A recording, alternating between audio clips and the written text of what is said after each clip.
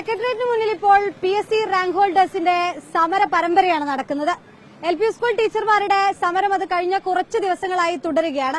UP school ടീച്ചർമാരുടെ സമരം കഴിഞ്ഞ ദിവസം ആരംഭിക്കുകയും ചെയ്തു. ഇപ്പോഴിതാ വീണ്ടും ഡ്രൈവർമാരുടെ തസ്തികയിൽ നിയമനം നടക്കാത്തതും അടക്കമായി ബന്ധപ്പെട്ടുകൊണ്ട് സൂചനാ സമരത്തിലേക്ക് കടന്നിരിക്കുകയാണ്.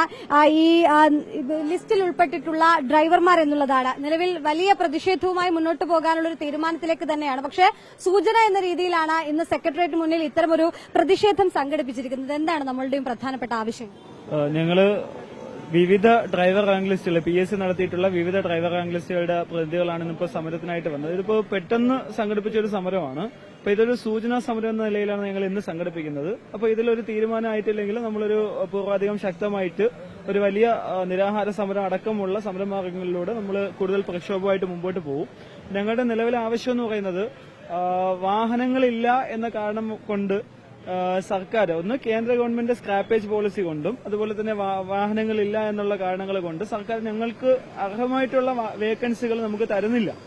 അപ്പം മുൻകാലങ്ങളിൽ ഇറങ്ങിയ പല സർക്കുലറുകളും അതുപോലെ തന്നെ ഉത്തരവുകളും ചൂണ്ടിക്കാട്ടിയാണ് ഞങ്ങൾക്കിപ്പോൾ വേക്കൻസി തരാത്തത്. അപ്പൊ ഈ അടുത്ത് പുതിയ മന്ത്രിസഭ വന്നതിന് ശേഷം 15 ദിവസത്തിനകത്ത് എല്ലാ വേക്കൻസികളും ഗവൺമെന്റ് റിപ്പോർട്ട് ചെയ്യാനായിട്ട് വകുപ്പുകളോട് പറഞ്ഞു. പക്ഷേ ഞങ്ങളുടെ കാര്യത്തിൽ ഇന്നേ വരെ അത്തരത്തിൽ ഒരു വേക്കൻസി റിപ്പോർട്ട് ചെയ്ത് കിട്ടുന്നില്ല. വാഹനങ്ങളില്ല എന്ന് പറയുമ്പോൾ പോലും സെക്രട്ടേറിയറ്റിനകത്ത് തന്നെ നിങ്ങൾക്ക് നോക്കിയാൽ ബഹുഭൂരിപക്ഷം വാഹനങ്ങളും ഓടിക്കുന്ന താൽക്കാലിക ഡ്രൈവർമാരാണ്. മോട്ടോർ വാഹന വകുപ്പ് സർക്കാരിന്റെ ഏറ്റവും പ്രധാനപ്പെട്ട ഒരു വകുപ്പാണ്.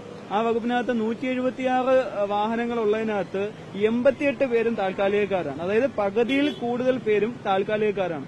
അപ്പോ ഈ ഞങ്ങൾക്ക് വണ്ടിയില്ല എന്ന് പറഞ്ഞ് ഞങ്ങളുടെ ഒഴിവുകൾ തടയുമ്പോൾ തന്നെ സർക്കാരിന്റെ വാഹനങ്ങളെല്ലാം ഓടുന്നവര് താൽക്കാലികക്കാരാണ് എന്നുള്ളതാണ് ഒരു വാസ്തവം.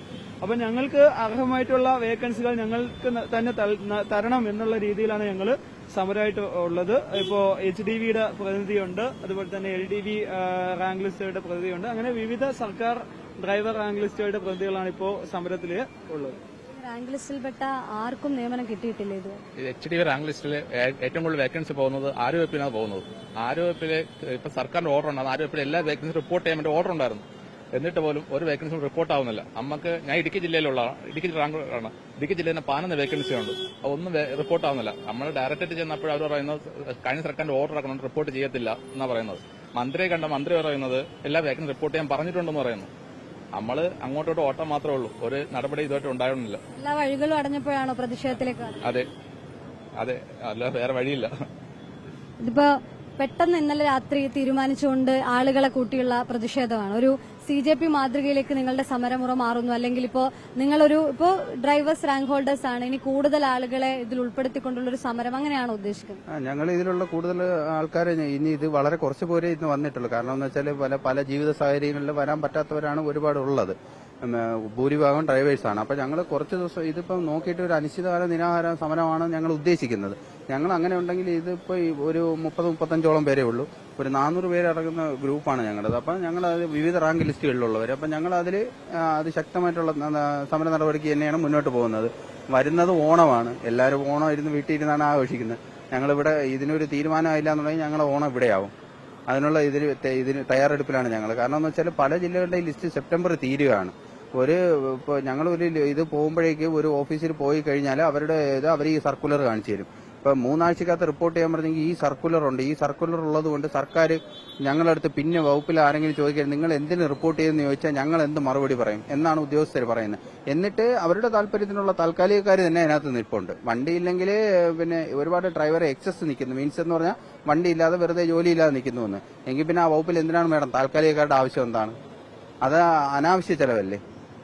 അത് നമ്മൾ ഇതൊക്കെ ചൂണ്ടിക്കാണിക്കുന്നുണ്ട്. പക്ഷെ ആരും തിരിഞ്ഞു കേൾക്കാനില്ല. ഞങ്ങൾ ഒരു 6 മാസം കൊണ്ട് ഇതിൽ എല്ലാ മന്ത്രിമാർക്കും നിവേദനം ഇങ്ങനെ കൊടുത്ത് കഴിഞ്ഞ സർക്കാരിന്റെ കാലത്തേ കൊടുക്കുകയാണ്. നിവേദനം അത്രയ്ക്ക് കഷ്ടപ്പെട്ടാണ് ഞങ്ങൾ കൊടുക്കുന്നത് തന്നെ. ഇതിനകത്ത് 3 മണിക്ക് ഇപ്പം പുതിയ സർക്കാർ വന്നതിന് ശേഷം എല്ലാ മന്ത്രിമാരെയും കാണാൻ പറ്റുന്നുണ്ട്. 3 മണി തൊട്ട് 7 മണി വരെ ഞങ്ങളുടെ ജീവിതം ഇവിടെയാണ്. ഒരു ജോലിക്ക് പോകാൻ പറ്റുന്നില്ല. ഞങ്ങൾ ഒത്തിരി ബാധ്യതയുള്ളവരാണ്. അപ്പം ഞങ്ങളിൽ പലവരും ഏജ് അവസാനിക്കാറായവരാ. ഇനി ഒരു PSC പരീക്ഷ ഞങ്ങൾക്ക് എഴുതാൻ പറ്റത്തില്ല. അപ്പം ഇതിനെന്തെങ്കിലും ഒരു തീരുമാനം ഉണ്ടാക്കി തരണമെന്നാണ്. ഇല്ലാന്നുണ്ടെങ്കിൽ ഞങ്ങൾ ശക്തമായിട്ട് ഇവിടെ അനിശ്ചിതകാല നിരാഹാര സമരം തന്നെയാണ് ഉദ്ദേശിക്കുന്നത്. അതുപോലെ തന്നെ റാങ്ക് ലിസ്റ്റുകൾ എക്സ്റ്റെൻഡ് ചെയ്തതുമായിട്ട് ബന്ധപ്പെട്ട് ഭരണഘടന ഉറപ്പു നൽകുന്ന തുല്യതയ്ക്കുള്ള അവകാശം നിഷേധിക്കപ്പെട്ടിരിക്കുകയാണ്. ഒരേ കാറ്റഗറി നമ്പറായിട്ടുള്ളവരും എന്നാൽ ഒരേ രീതി എക്സാം എഴുതിയിട്ടുള്ളവരും ഞങ്ങൾ. പക്ഷേ റാങ്ക് ലിസ്റ്റ് എക്സ്റ്റെൻഡ് ചെയ്തപ്പം 5 ജില്ലയ്ക്ക് അതിന്റെ ആനുകൂല്യം കൊടുക്കുകയും 9 ജില്ല ഇതിൽ നിന്ന് പുറത്താക്കുകയും ചെയ്തു. പല മന്ത്രിമാരെയും കണ്ട് ഈ കാര്യങ്ങൾ അവതരിപ്പിച്ചിട്ടും ഇതിനൊന്നും പരിഹാരമായിട്ടില്ല. ആ പ്രശ്നം പരിഹരിച്ചു തരണമെന്ന്. നിലവിൽ ഇടുക്കി ജില്ലയിൽ LSTDയിൽ 3 വേക്കൻസി റിപ്പോർട്ട് ആയിട്ടുണ്ട്. PSCയുടെ സ്റ്റാറ്റസ് ഓഫ് പോസ്റ്റിൽ നോക്കുമ്പോൾ 3 വേക്കൻസി ഉണ്ട്. ഞങ്ങൾ ഈ 3 വേക്കൻസിക്ക് അഡ്വൈസ് അയക്കുന്നില്ലെന്ന് വെക്കുമ്പോൾ അത് അയക്കാൻ കഴിയില്ല. അതൊരു പുതിയ നോട്ടിഫിക്കേഷനിൽ, അതായത് നിലവിലൊരു റാങ്ക് ലിസ്റ്റ് നിൽക്കെ ഞങ്ങൾക്ക് അർഹതപ്പെട്ട വേക്കൻസി ഞങ്ങൾക്ക് കിട്ടാനിരിക്കെ പുതിയൊരു നോട്ടിഫിക്കേഷൻ വിളിക്കുന്നു പഞ്ചായത്തിൽ ഡ്രൈവറിന് വേണ്ടി. ഇത് എന്ത് പ്രഹസനമാണ്? ഇവരെന്തിനു വേണ്ടിയാണ് ഈ പരീക്ഷ നടത്തുന്നത്? ഞങ്ങളെ പോലെയുള്ള ഇതുപോലെ ചെറുപ്പക്കാരെ തെരുവിലിറക്കാനാണോ? സെപ്റ്റംബറിലാണ് ഇതിന് അതെ, സെപ്റ്റംബറിൽ.